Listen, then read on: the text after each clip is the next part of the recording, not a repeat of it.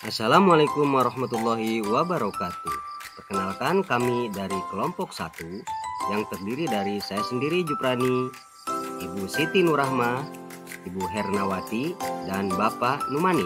Dalam video kali ini kami akan memaparkan tugas ruang kolaborasi modul 3.1 pengambilan keputusan berbasis nilai-nilai kebajikan seorang pemimpin tentang studi kasus dilema etika. Kasus dilema etika yang akan kami analisis adalah bersumber dari media sosial dengan narasumber Ibu Esti Rahayu. Untuk kasus yang kelompok kami analisis adalah, tak jarang menjelang akhir pelaksanaan pembelajaran, ada peserta didik yang masih bermasalah dalam pembelajaran di kelas. Sementara penilaian akhir tahun atau PAT harus segera dibuat untuk dimasukkan ke dalam e-rapor. Berbagai pendekatan dan strategi sudah dilakukan, diantaranya dengan menghubungi secara pribadi, membangun komunikasi dengan orang tua, dan melakukan kunjungan ke rumah yang bersangkutan. Namun itu belum membuahkan hasil.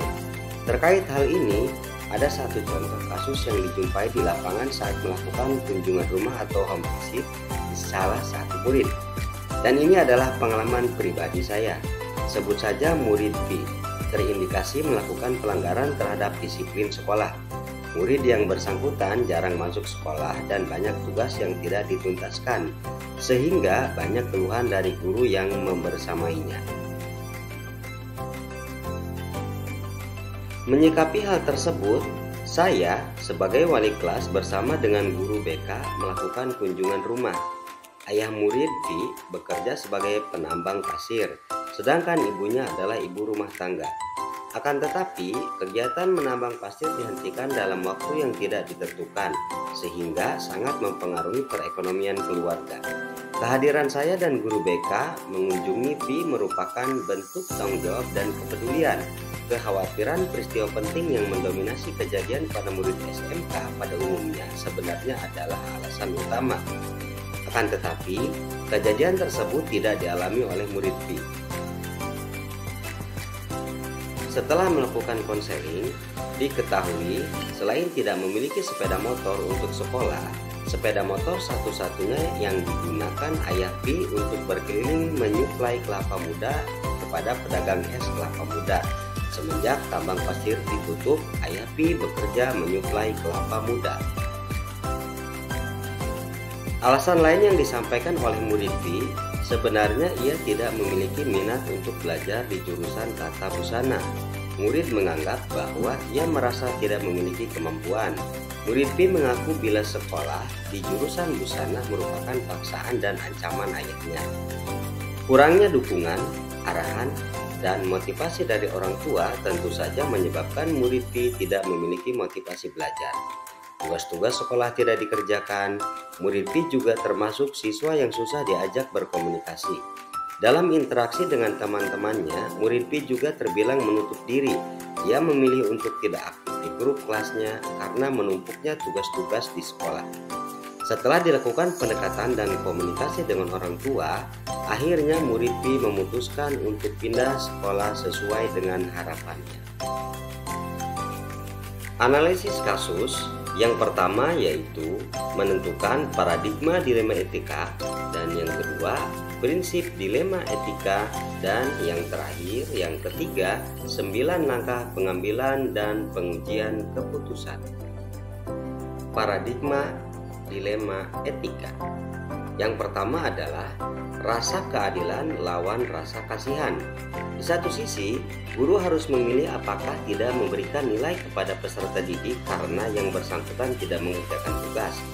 Konsekuensinya sudah dapat dipastikan murid tersebut tidak berhasil dalam pembelajaran dan sekolahnya. Hal ini sesuai dengan prinsip rasa keadilan, di mana semua murid yang belum mengerjakan dan menyelesaikan tugas dalam pembelajarannya seharusnya tidak mendapatkan nilai. Akan tetapi, prinsip ini bertentangan dengan rasa kasihan, mengingat kondisi nyata yang ditemui di lapangan di mana murid yang bersangkutan tidak mendapatkan haknya sebagai anak dalam hal pengasuhan dan edukasi dari keluarganya. Paradigma dilema etika yang kedua yaitu jangka pendek lawan jangka panjang. Dalam kasus ini, guru harus tetap memberikan nilai agar murid bisa melanjutkan pembelajaran dan pendidikannya sebagai bekal masa depan dengan catatan tetap mengumpulkan tugas sesuai kesepakatan.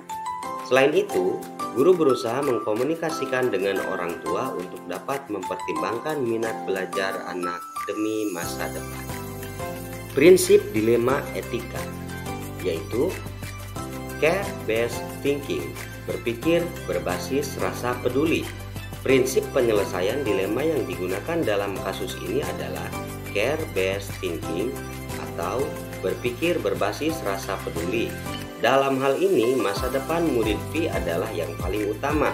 Dengan memberikan nilai, bisa menjadi bekal untuk mendapatkan sekolah baru sesuai dengan minatnya. 9 langkah pengambilan dan pengujian keputusan. Yang pertama, mengenali nilai-nilai yang saling bertentangan. Dalam kasus ini, nilai-nilai yang saling bertentangan adalah adil dengan tidak memberi nilai kepada murid V atau diberi nilai karena kasihan kepada murid V. Kedua, menentukan siapa yang terlibat dalam situasi ini. Orang-orang yang terlibat dalam situasi ini adalah murid V, guru BK, orang tua, wali kelas, dan juga kepala sekolah. 3. Kumpulkan fakta-fakta yang relevan dengan situasi ini. Yang pertama, murid V tidak pernah mendapatkan dukungan, arahan, dan motivasi dari orang tua. Kedua, murid V jarang masuk sekolah dan tidak pernah mengumpulkan tugas belajarnya. 3. Murid V memutuskan untuk pindah sekolah sesuai dengan harapannya. Langkah keempat, yaitu pengujian benar atau salah. Yang pertama, uji legal. Dalam kasus ini tidak terdapat pelanggaran hukum. Situasi yang dihadirkan yaitu benar lawan benar yang merupakan konsep dilema etika. 2. Uji regulasi. Dalam kasus ini ada pelanggaran terhadap peraturan sekolah yaitu berkaitan dengan aturan pemberian nilai. Yang ketiga, uji intuisi. Dalam kasus ini ada hal yang salah yaitu perasaan tidak enak dengan apapun keputusan yang diambil. Uji publikasi. Ada perasaan tidak nyaman karena sudah melanggar peraturan dan etika moral yang kita pedomani, yaitu menjunjung tinggi nilai kebenaran. Dan jika terpublikasi menjadi tidak nyaman karena orang lain belum tentu tahu apa masalah yang sebenarnya. Terakhir, uji panutan. Tetap memberikan nilai kepada anak yang bersangkutan. Langkah kelima, pengujian paradigma benar lawan benar. Paradigma yang terjadi pada situasi ini adalah rasa keadilan lawan rasa kasihan dan jangka pendek lawan jangka panjang. Rasa keadilan lawan rasa kasihan. Di satu sisi, guru harus memilih apakah tidak memberikan nilai kepada peserta didik karena yang bersangkutan tidak mengerjakan tugas. Konsekuensinya sudah dapat dipastikan murid tersebut tidak berhasil dalam pembelajaran dan sekolahnya. Hal ini sesuai dengan prinsip keadilan di mana semua murid yang belum mengerjakan dan menyelesaikan tugas dalam pembelajarannya seharusnya tidak mendapatkan nilai.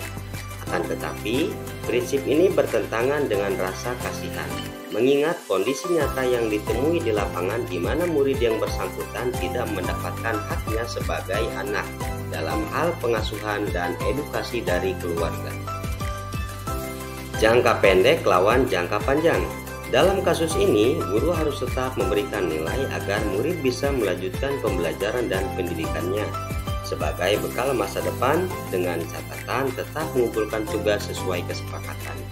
Selain itu, guru berusaha mengkomunikasikan dengan orang tua untuk dapat mempertimbangkan minat belajar anak di masa depan. Langkah keenam, melakukan prinsip resolusi.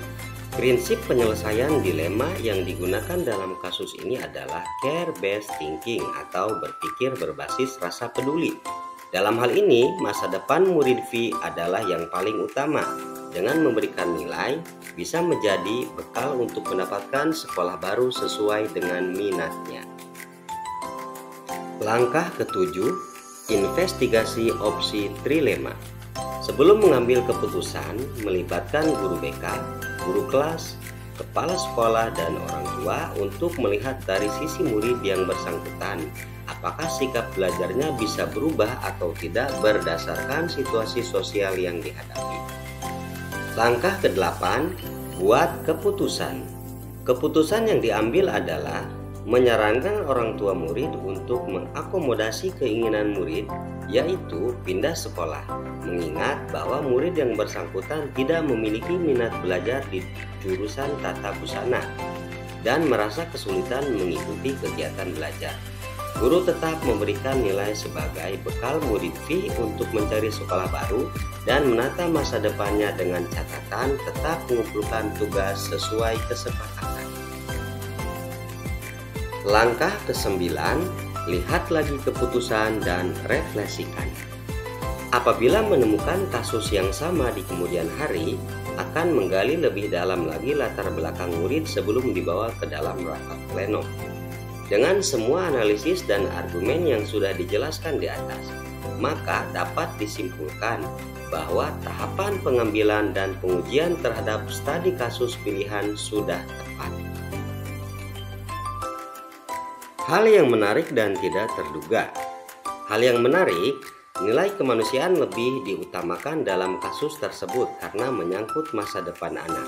Dan hal yang tidak terduga adalah akan terjadi kasus yang sama setiap tahunnya apabila tidak ditangani dengan baik. Tahapan pengambilan dan pengujian terhadap studi kasus pilihan apakah telah tepat atau belum? Mengapa? Masihkah ada pertanyaan-pertanyaan lanjutan dalam benak? Apakah pilihan pengambilan keputusan ini telah tepat? Kesimpulannya, berdasarkan analisis kasus tersebut, pengambilan dan pengujian terhadap kasus yang dipilih sudah tepat karena sudah sesuai dengan 9 langkah pengambilan dan pengujian keputusan, dan tidak ada pertanyaan lanjutan dan keputusan tersebut sudah tepat. Berikut ini disajikan daftar tugas atau checklist tugas ruang kolaborasi. Demikian tugas ruang kolaborasi modul 3.1, pengambilan keputusan berbasis nilai-nilai kebajikan seorang pemimpin tentang studi kasus dilema etika. Terima kasih. Wabillahi taufiq wal hidayah. Wassalamualaikum warahmatullahi wabarakatuh.